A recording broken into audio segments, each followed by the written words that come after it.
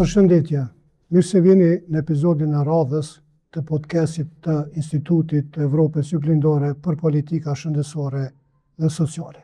Si që kemi thënë edhe herave tjera, ky podcast ka për qëllim që të ofroj një hapësirë për bashkëbisedim, për dialog, për të ndarë përvojat, mësimet, idetë me qëllim të përmirësimit të politikbërjes në çështjet e fushës shëndetësore dhe asaj sociale. Sot kemi kënaqësinë të kemi me ne profesor Dr. Ilir Tolaj, specialist i sëmundjeve ngjitse, ish sekretar i përgjithshëm në Ministrinë e Shëndetësisë dhe profesor universitar. Me profesor Ilirin do të diskutojmë 3 tema. Një temë ka të bëjë me përvojën gjatë udhëheqjes së administratës në Ministrinë e Shëndetësisë, se cilat janë sfidat kryesore sa përket sëmundjeve ngjitse në Kosovë, si dhe perspektiva për përfaqësimin apo përmirësimin e sistemit shëndetësor në Kosovë. Profesor Ilir, faleminderit shumë për kohën tuaj dhe mirë se vini. Faleminderit për ftesën, kënaqësi. Tani, duke pas parasysh kontributin e juaj shumë vjeçar, duke fillu prej administratës në cilësinë e ish sekretarit të përgjithshëm të Ministrisë së Shëndetësisë, po kthehemi pak mbrapa në një kohë ku janë ndërmarrë shumë reforma, kur është bërë shumë diskutime në procese shumë të rëndësishme. Dishta të di prej juve, momentin kur e keni marrë këtë detyrë, si kanë qenë kapacitetet institucionale në Ministrinë e Shëndetësisë? Unë kam qenë në 2 raste praktikisht, në 2 periudha në Ministrinë e Shëndetësisë. Një është në vitin 2007-2008, me pastaj sërish nga viti 2010 deri në fillim të vitit 2012. Përvojat, pavarësisht që kanë qenë 2 periudha në një diferencë kohore, janë paraprësisht të ngjashme. Kapacitetet e ministrisë edhe atëherë besoj edhe tash janë relativisht kufizuar.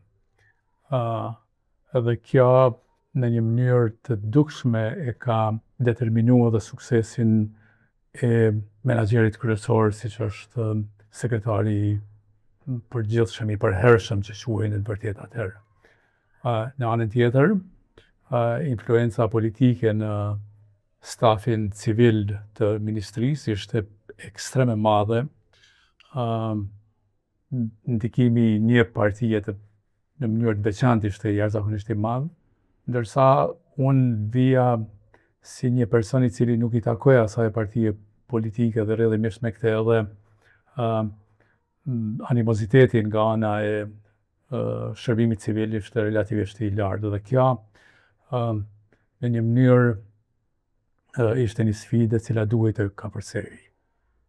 Në anën tjetër, gjithmonë kur ka këso lloj ndryshimesh, gjithmonë ekziston një farë lloj rezistence, me qenë se njerëz tashmë kanë etabluar një farë lloj komoditeti në pozitat në cilat janë, kanë kryer një farë lloj pune, kanë disa benefite, kanë disa autorizime, kanë krijuar një farë lloj autoriteti në shoqëri, dhe tash me ndrrimin e menaxherit kryesor, ato mund të cenohen ose mund të kompromitohen ose mund të ndrohen, dhe rezistenca me siguri që po supozoj edhe është njerëzore, është prezente aty. Prandaj sfida ka qenë që me e kriju një atmosferë në të cilën njerëzit në ministri do ta kuptojnë që tash do duhet me punu më tepër, duhet me punu në mënyrë më të rregullt, duhet me u marrë jo vetëm me punët e përditshme, por duhet ministria dhe stafi i ministrisë të jetë në nivel të detyrës si politikbërës, dhe jo vetëm të jetë si një drejtues ose bashkëpunëtues i problemeve ose bashkëshoqërues i atyre problemeve të përditshme. Kjo mendoj ka qenë sfida kryesore në atë kohë. Profesor Ilir, me qenë se tash vetëm i përmendëm sfidat, edhe në atë kohë ka qenë një angazhim, ka qenë një plan program, po edhe zhvillimet sidomos në fushën e legjislacionit. Cilat ka qenë sfida më e madhe apo reforma më e vështirë me zbatuar në atë kohë dhe pse? Padyshim, është ajo e cila është ende aktuale, që është reforma në financimin e shëndetësisë. Ne ende kemi një sistem të financimit shëndetësisë i cili bazohet praktikisht në taksat.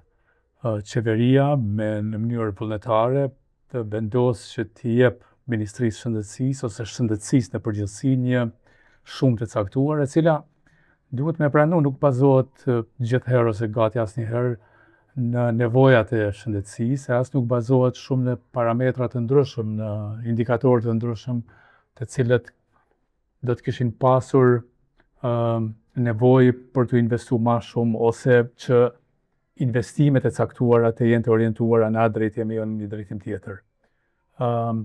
Dhe së pari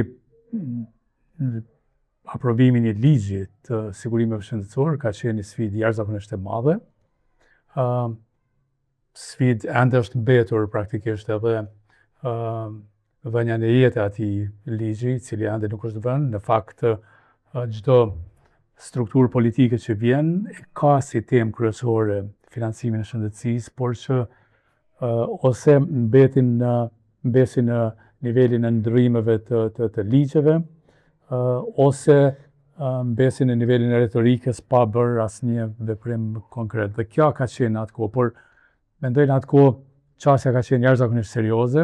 Ne patëm hulumtuar në atë kohë, edhe me Ferit Aganin, i cili ishte ministër, patëm hulumtuar mënyrat e financimit, edhe në vend të rajonit, edhe në Turqi, edhe morëm praktikisht sugjerimet edhe rekomandimet me cilat janë ballafaqu praktikisht edhe përvojat e këtyre vendeve, në mënyrë që këtu tek ne të filloj një gjë e tillë, e cila do të krijonte një financim më stabil, edhe do të krijonte një disiplinë në shpenzimet, meqense tash për tash shpenzimet varen praktikisht në vullnetin e menaxherëve ose të shërbimit spitalor ose të nivelit primar ose dikun tjetër të drejtorëve të departamenteve të shëndetësisë në komuna ose në drejtorëve të spitaleve, dhe nuk ka ndonjë monitorim të duhur të këtyre shpenzimeve. Kjo ka qenë njëra prej atyre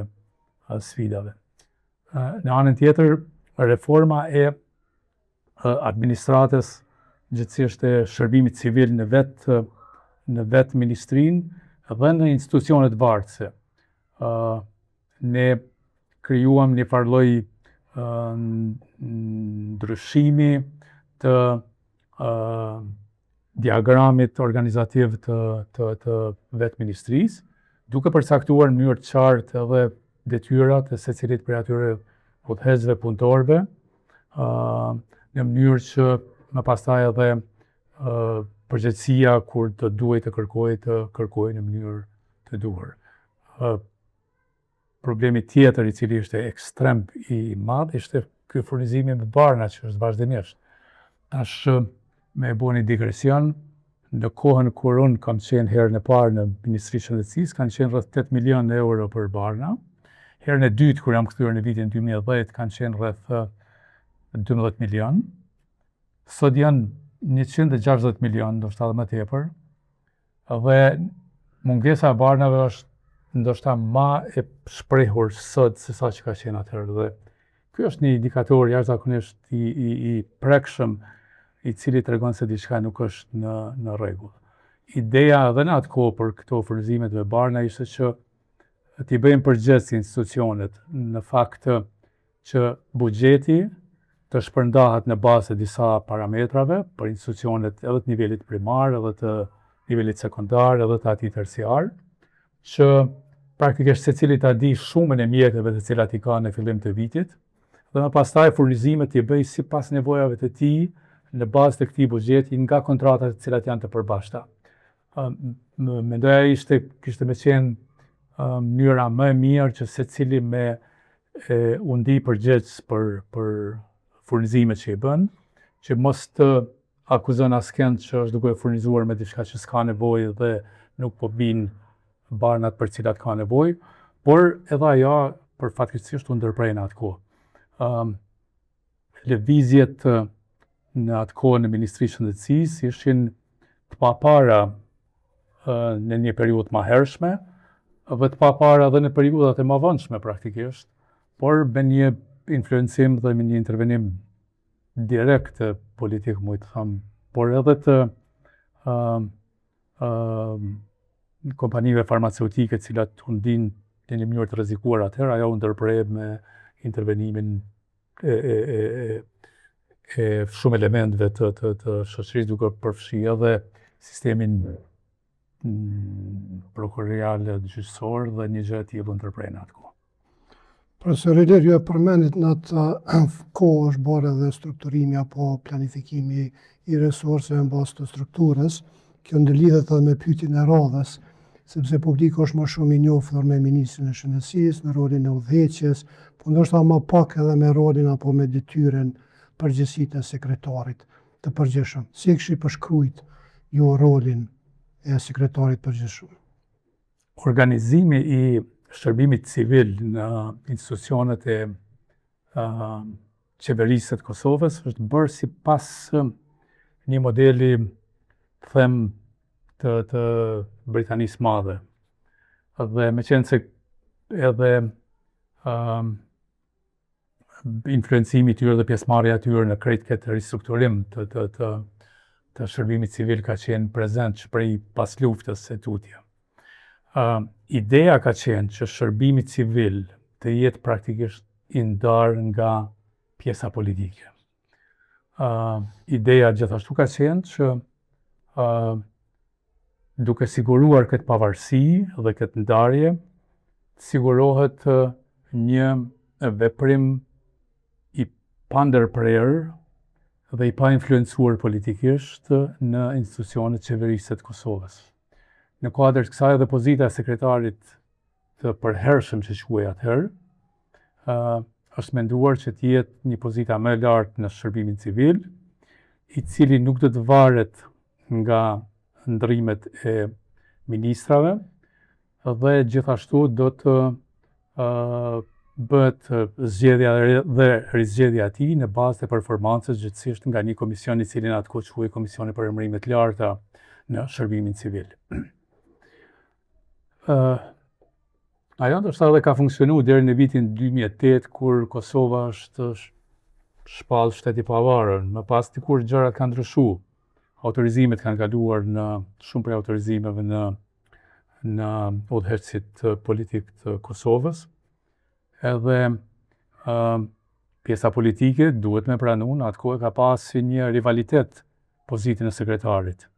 Ministrat e Kosovës e kanë pasë vështirë me pranu që në ministri ekziston një person, si që është sekretari i përgjithshëm, i cili është përgjegjës për gjithë shërbimin civil, dhe se ai në qoftë se dëshiron që të funksionon ministria mirë, duhet që praktikisht të koordinoj punën me te dhe përmes tij me shërbimin civil. Dëshira e ministrave në përgjithësi ka qenë që ata të kenë qasje direkte në shërbim civil. Të thrasin e kabinet, në veçanti një rol ekstrem negativ e kanë patur këshilltarët e ministrave, të cilët kanë luajtur rolin më shumë të zëvendësministrave se sa vetë zëvendësministrat, duke influencuar praktikisht në çdo shërbim civil, dhe në këtë mënyrë duke e shkaktuar një çrregullim në funksionimin e shërbimit civil dhe në funksionimin e institucioneve, në këtë rast Ministrisë së Shëndetësisë.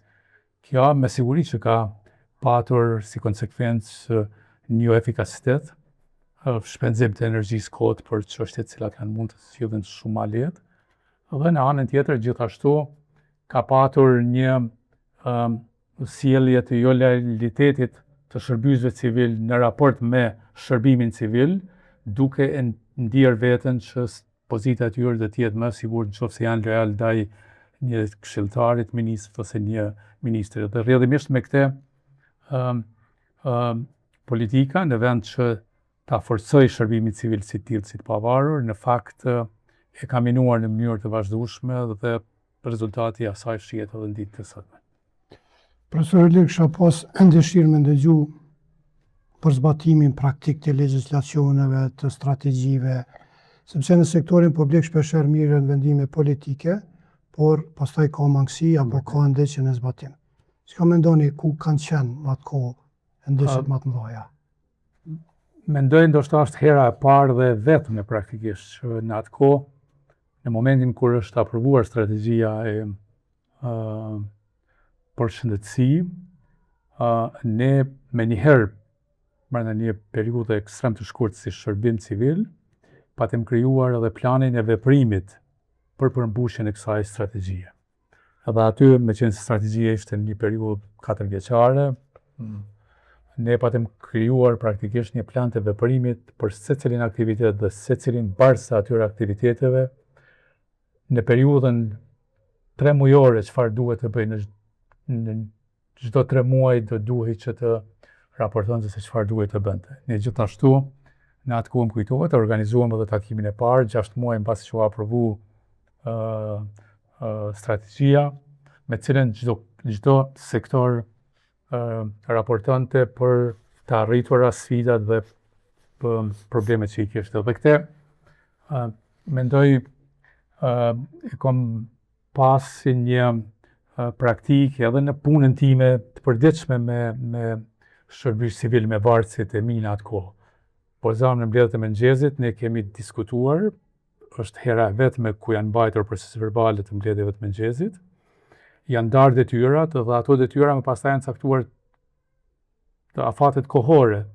Edhe kur është ardhur ai afat kohor, unë e kam ringjallur edhe një herë atë temë deri ku ka ardhur dhe është kryer ajo punë. Meqenëse se vetëm duke e majt një ritëm të tillë të vënies së obligimeve, të dhënies së obligimeve, detyrave, dhe duke kërkuar përgjegjësi për brenda atij afati kohor i cili është kryer, është e mundur që të kryen punët. Mendoj pas largimit tim nga aty, asaj plani veprimit nuk është përfillur më, dhe ka mbetur praktikisht siç ka mbetur në gjitha këto strategjitë, jo vetëm në shëndetësi, por edhe në sektorët e tjerë ku aprovohen si të tilla për 4 vjet pa kush i përcjell dhe mas 4 vjetëve dikur konstatohet që ka patur ndoshta një progres minimal ose s'ka patur fare, por pa i identifikuar se ku kanë qenë të metat dhe cilët sektor të shërbimit civil ose të ministrisë ose të agjencionit caktuar kanë qenë përgjegjës për një dështim ose për një sukses tek e fundit. Në fundit edhe suksesi duhet që të identifikohet dhe duhet personat cilët kanë qenë të suksesshëm duhet të gratifikohen gjithashtu. Profesor Ilir, para se me kalon temën tjetër, pyetja është nëse kishte fillu përsëri me këtë përvojë që keni si sekretari i përgjithshëm, çka kishte bërë ndryshe?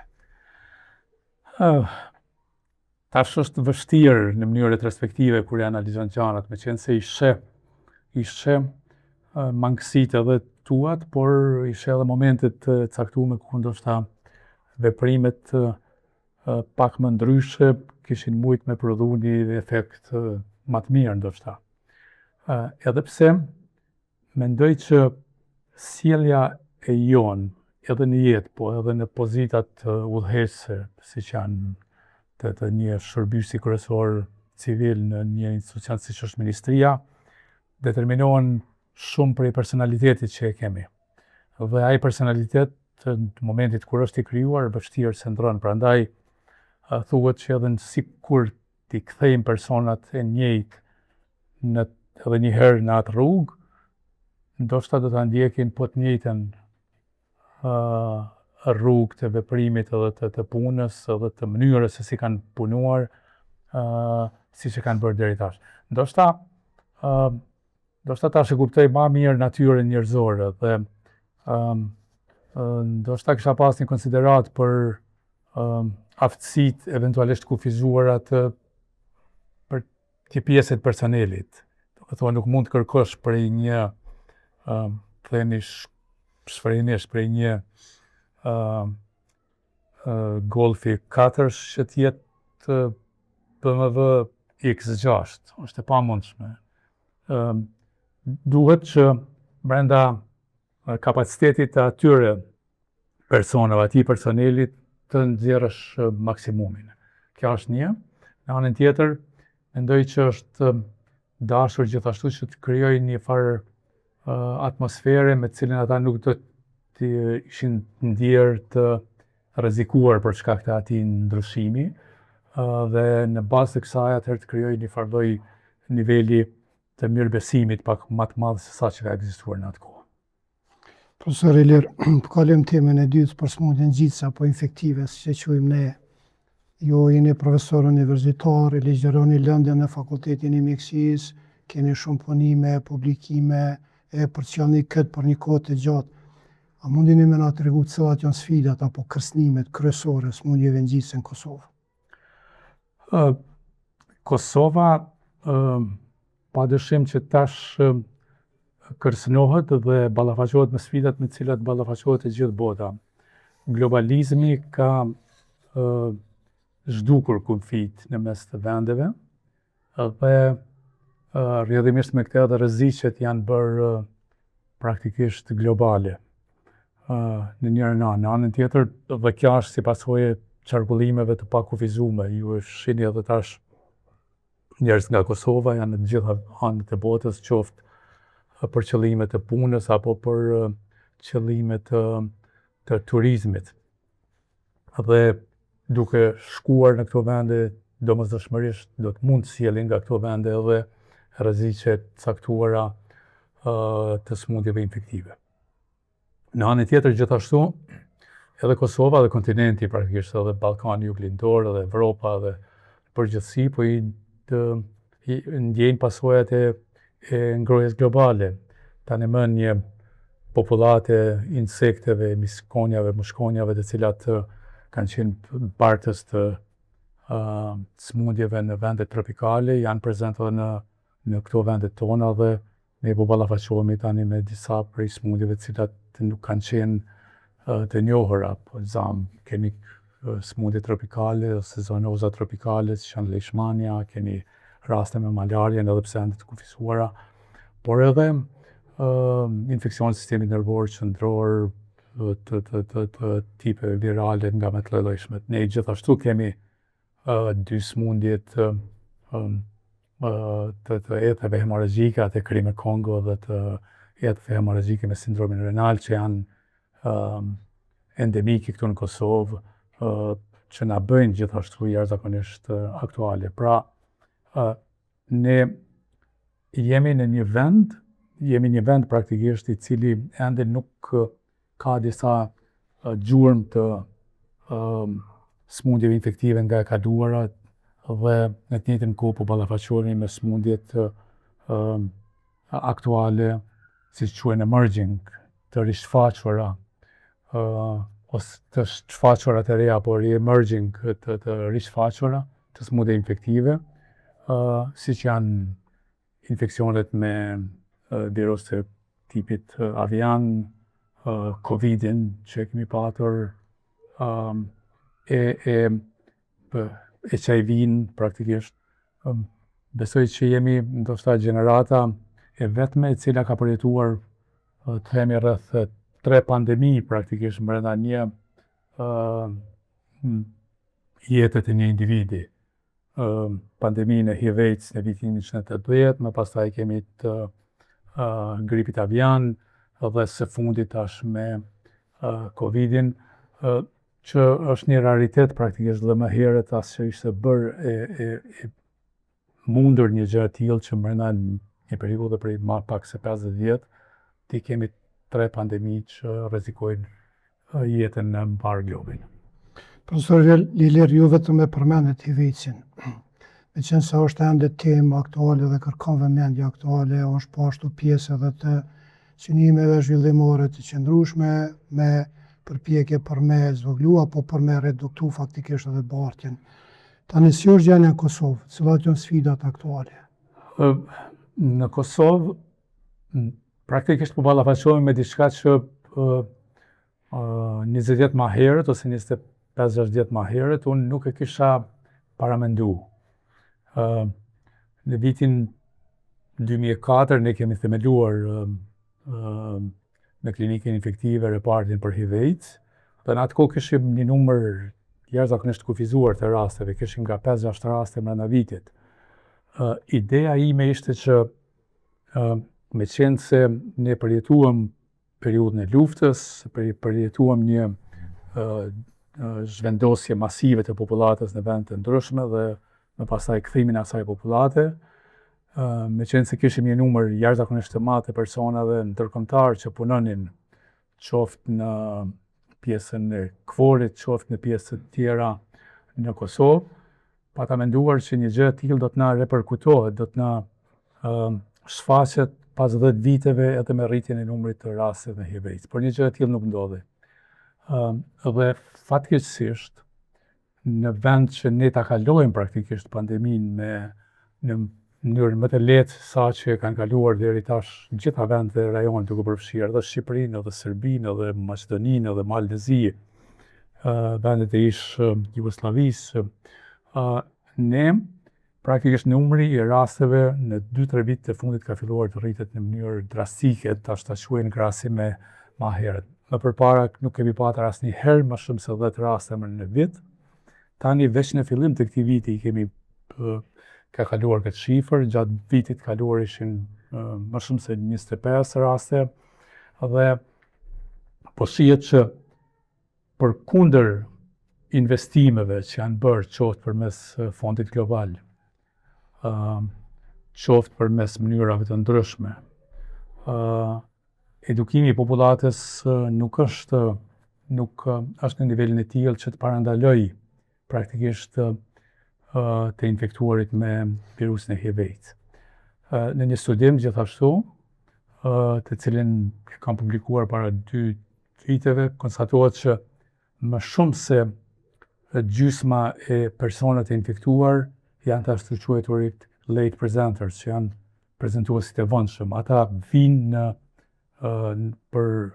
dhe diagnostikohen shumë vonë në ecurinë e infeksionit, do me thonë pasi që imuniteti i tyre ka rënë shumë poshtë, që është gjithashtu edhe një indikator i informimit jo adekuat të popullatës për rrezikun që ekziston. Prandaj, të gjithë këto elemente, edhe numri i rritur, edhe ky studim që tregon që edhe të infektuarit vinë praktikisht tek pasi të fillojnë simptomet e smundjes dhe shenjat e smundjes e AIDS-it, tregojnë që ne në një mënyrë kemi qaluar në atë aspektin e edukimit të popullatës, të promovimit të testimeve vullnetare, të parandalimit të infeksionit duke përdorur masat mbrojtëse, dhe një gjë e tillë përkundër gjitha mjeteve dhe financave që janë dhënë qoftë në nivelin lokal, vendor ose ndërkombëtar, ato investime nuk janë shndërruar në sukses në kuptim të parandalimit të infeksioneve. Profesor Ilir, ju e përmendet edhe pandeminë e fundit COVID-19, e cila i ka sfiduar shumë sisteme shëndetësore, përfshirë sistemi shëndetësor në Kosovë. Tani prej perspektivës tuaj profesionale, cilat janë mësimet e nxjerra të sistemit shëndetësor nga kjo pandemi? Ju me siguri u kujtohet, edhe atëherë kam qenë jashtë të quajtur një zë ndryshe në qasjen ndaj pandemisë.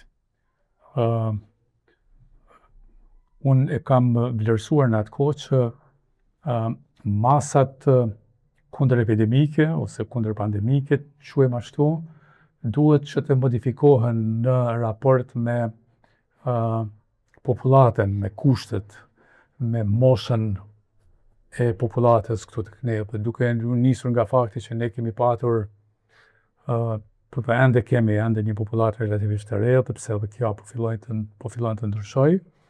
Kam menduar që shumë prej atyre masave të cilat kanë qenë aktuale po zanë për Itali, për vendet e Evropës, nuk janë shumë aktuale tek ne. Edhe më vonë edhe disa studime praktikisht e vërtetuan që numri i rasteve që kanë vdekur nuk dallon të si ata që kanë patur karantinë si ata që nuk kanë patur. Dallimi ka qenë vetëm në distribuimin e atyre rasteve të vdekjes. Gjithmonë keni patur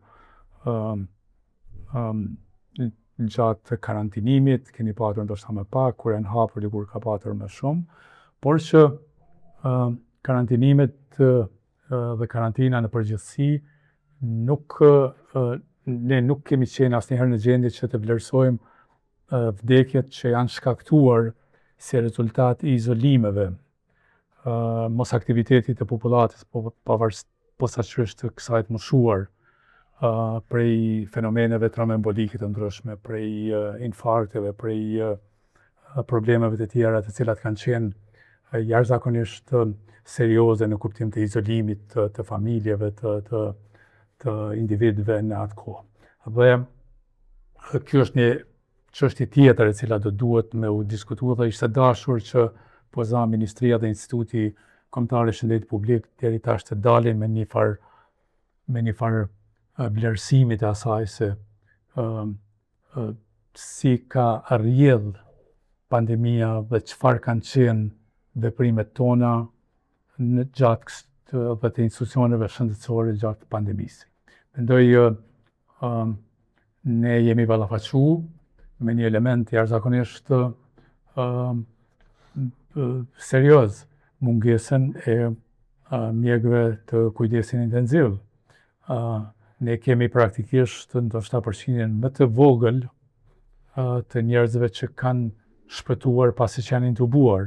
Praktikisht llogaritet që ndoshta 99% të gjithë atyre që janë intubuar kanë vdekur, gjë që kishte me qenë një indikator ekstrem shqetësues për institucionet shëndetësore dhe ato që planifikojnë se ka do të jetë kjo shëndetësi në decenit e ardhshme, pavarësisht asaj se a do të ballafaqohet me një situatë të tillë apo jo. Dhe gjitha këto na kanë dhënë me dije, na kanë bërë me dije se ne nuk kemi qenë të përgatitur për një situatë të tillë, dhe fatkeqësisht, kjo është mendimi im, ne nuk jemi as sot të përgatitur në qoftë se një situatë e tillë e urgjencës shfaqet, ende nuk jemi të përgatitur që të ballafaqohemi me një situatë të tillë.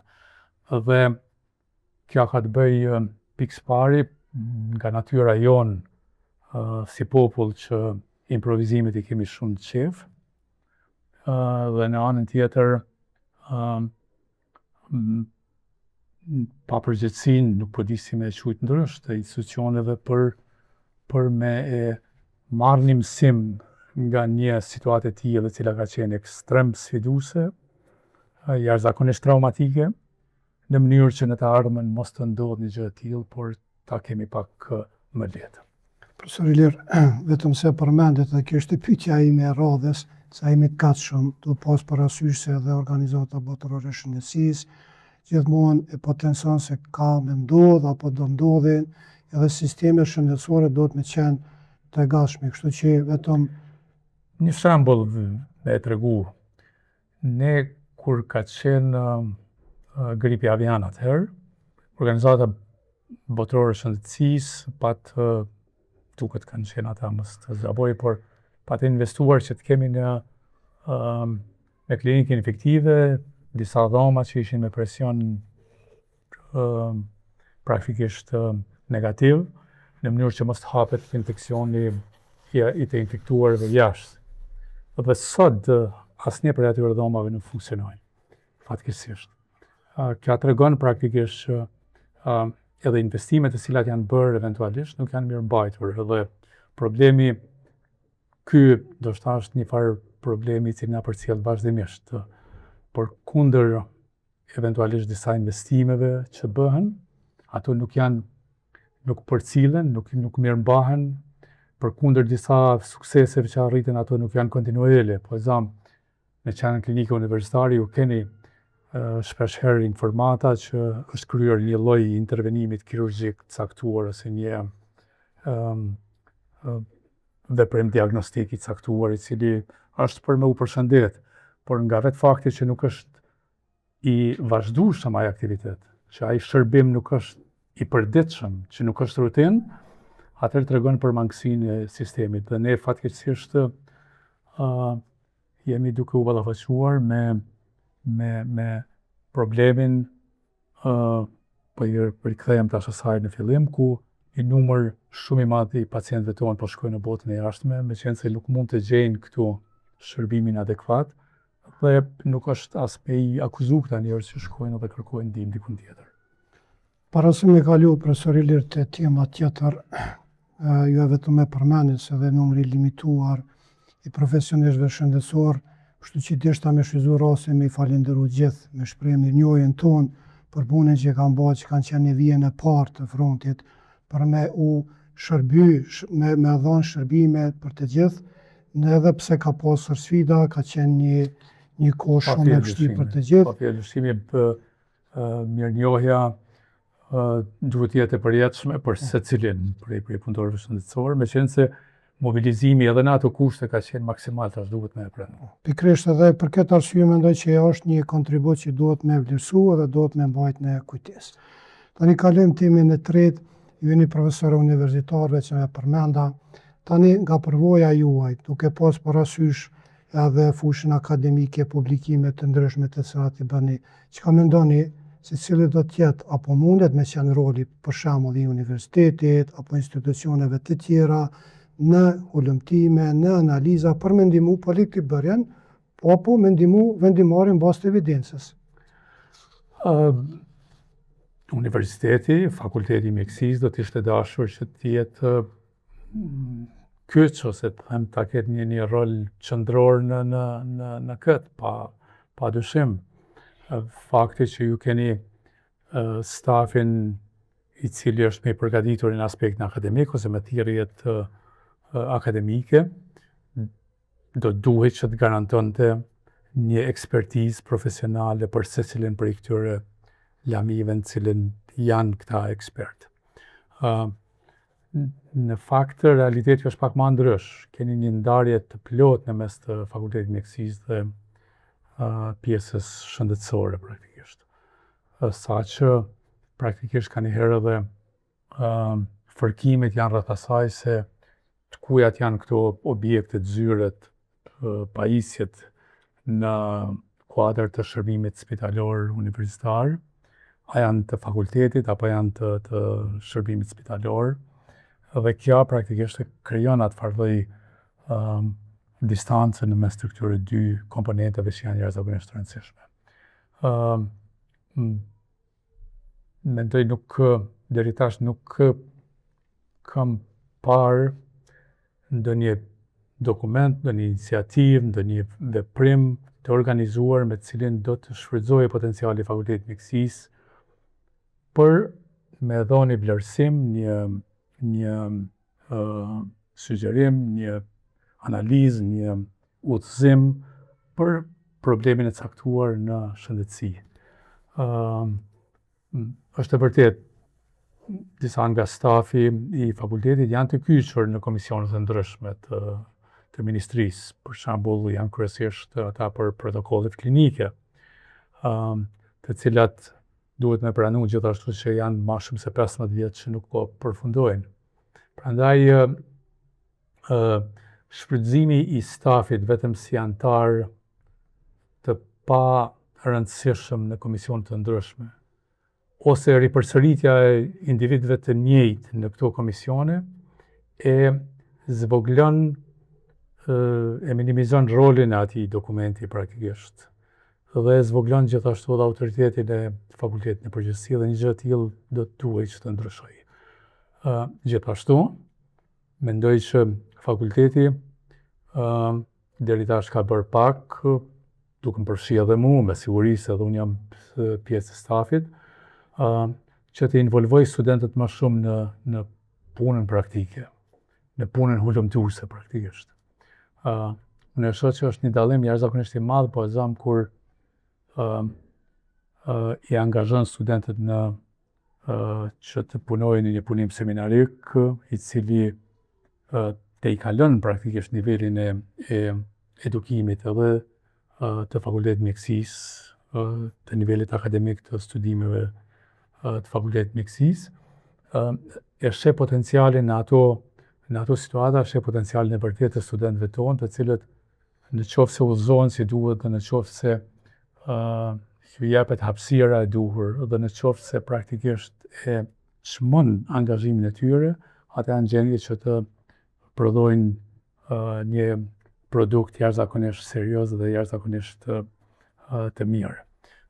Në fakt, këta student tash duhet me pranu që të gjithë po gjenden shumë mirë kur po shkojnë si mjek në botën e jashtme, në Gjermani, në Zvicër apo në vende tjera, që tregon se kapaciteti i tyre është aty dhe se duhet vetëm që të ringjallet ose të çlirohet nga këto kufizimet administrative, birokratike të cilat ekzistojnë fatkeqësisht. Si përfundim me thonë, roli i fakultetit praktikisht është i marginalizuar tash për tash në çfarëdo lloj iniciative serioze rreth ndikimit praktikisht të tij në një ecuri ose në një planifikim apo zhvillim të shëndetësisë në të ardhmen. Profesor Ilir, për me përmbyll këtë bashkëbisedim, të pas parasysh përvojën e juve si në shërbime, si në administrat, po dhe në aspektin universitar, cilat do t'ishin rekomandimet e juve, apo cilat do t'ishin 3 prioritetet kryesore, cilat kishin pas ndikim apo kishin mujt me përfaqësu sistemin shëndetësor për 10 vite tashme? Pyetje relativisht e vështirë. Mendoj veprimi i parë që duhet me u bë është me nda pjesën publike prej pjesës private. Dhe kjo është dashur të bëhet para 20 më shumë vite dhe më herët. Në këtë mënyrë, edhe do të hapshin vende të reja të punës, meqense stafi i cili punon tash në shërbimin publik punon edhe në pjesën private, në sektorin privat. Shumica, mos të them të gjitha. Në anën tjetër, të duhet që të gjinen mënyra të cilat do ta mbajnë një kuadër të mirë në pjesën publike. Dhe ajo është e mundur që të bërë duke u mundësuar që të punojnë me një partneritet publik-privat brenda institucionit shëndetësor publik. Me thonë thjesht, po zonë qofse një kirurg është në klinikën e kirurgjisë, e ka një normë që t'i kryej po zonë brenda muaj 30 operacione, atëra ai kirurg do të mund të punoj edhe rastet e tjera private që vinë në institucionin publik me një pagesë të përcaktuar për cilën do të përfiton edhe institucioni ashtu edhe ekipi, në këtë rast kirurgu me ekipin tjetër. Dhe kjo është e mundur, një iniciativë e tillë ka qenë fillimisht në kohën kur unë kam qenë sekretar, por që nuk ishte kohë që të realizohej në atë kohë. Duhet përcaktohet cilat janë në lëmit me cilat kemi mungesë të stafit mjekësor, fjalën e kam për nivelin terciar, të cilat do të mund që të mbajnë pacientët që po shkojnë në Maqedoni, Serbi, Turqi, për mjekim e vende tjera, që shumicën e tyre t'i mbajmë në Kosovë. Dhe kjo bëhet duke, atë që e thash, duke siguruar kuadrin, por edhe vazhdimsinë e këtyre shërbimeve në mënyrë të vazhdueshme. Një prej shembujve të tillë është po zëm kardiokirurgjia apo edhe kardiologjia invazive, të cilat ofrojnë këto shërbime në mënyrë të vazhdueshme, që është një shembull që është e mundur që të realizohet. Një shembull tjetër është edhe Instituti i Onkologjisë ose klinika për onkologjike, e cila ka nevojë me siguri edhe për avancime, por që ka qenë në kohën kur unë isha sekretar që u aktivizu dhe u filloi të punoj, meqense deri atëherë ishte vetëm një objekt i zbrazë me pajisje, pa staf, pa asgjë tjetër. Dhe kjo do duhet që të krijohet. Dhe një veprim tjetër gjithashtu, do duhet që kujdesi primar të jetë kujdes primar familjar praktikisht, jetë mjekësi familjar.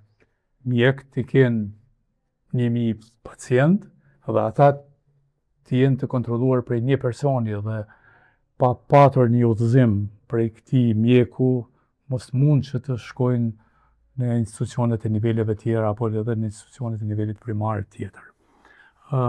Mendoj këto mandej kishin krijuar të gjitha këto veprime kishin krijuar dhe një bazë për me funksionu ai sistemi i sigurimeve shëndetësore, me qenë se pa këto është e pamundur që të sigurej. Prandaj këto do duhet që të përcaktoheshin dhe pavarësisht prej ndrimeve politike do duhet që të mbeteshin si prioritetet e pandryshuara. Përndryshe është e pamundshme në qoftë se jo filloni diçka dhe pas 2 vjetëve vjen dikush tjetër ai çet disa prioritete tjera. Kjo ka qenë mangësia e vazhdueshme për institucionet tona shëndetësore. MUP si rezultat i kësaj edhe keni ngecje të shumë prej projekteve të mëdha siç është sistemi informimit shëndetësor i cili përkundër gjitha këtyre investimeve ende është jo funksional. Nuk thash diçka që nuk dihet. Ideja është që duhet të jenë njerëzit të cilët do të jenë persistent në realizimin e tyre. Dhe kur flas për njerëzit që do të jenë persistent, është që të janë të pakompromis në kuptim të arritjes së qëllimit për këto elemente strategjike të cilat do t'ia siguronin shëndetësisë një zhvillim më tej. Fatkeqësisht e kam një përshtypje ndonjëherë që jemi bërë edhe më tepër konformist se sa që kemi qenë, që çdo kush kudo që është kërkon që të ketë sa më pak konflikte, që praktikisht i pajtojë të gjithë, edhe rrjedhimisht me këtë ta kaloj atë periudhë sa është në një funksion në mënyrën më të padhimshme, ose të merr vetëm benefite pa u ballafaquar me problemet. Edhe kjo është jashtëzakonisht zhgënjyese, por në njëjtën kohë dhe jashtëzakonisht e dëmshme për shoqërinë, për institucionet dhe shoqërinë në përgjithësi.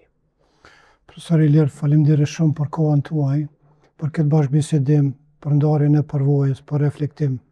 Faleminderit edhe ju për ftesën edhe një herë, ishte kënaqësi, unë ndjeva këtu në këtë bashkëbisedim jashtëzakonisht i lirë, ne njihemi praktikisht që një kohë të gjatë dhe unë e di gjithashtu edhe kapacitetin tënd, angazhimin tënd që e ke bërë në shëndetësi, ndoshta edhe kjo ishte ai farë inspirimi që unë të flas në mënyrë edhe më pa dorëza se sa që zakonisht flas. Faleminderit shumë. Ne kemi plan të ftojmë edhe zyrtarë të tjerë, kuadër të planit, të cilën qëllimi është për me sjell praktika se cilat kanë qenë mësimet, për me avancu edhe për me ndihmu politikbërjen, po edhe të nxirrin edhe debate publike që kanë përsëri përmes avancimin e sistemit shëndetësor. Edhe një herë ju faleminderit shumë. Faleminderit edhe ju. Ju falenderoj edhe juve që na keni ndjekur deri në episodin e radhës. Mirëmbëjtje.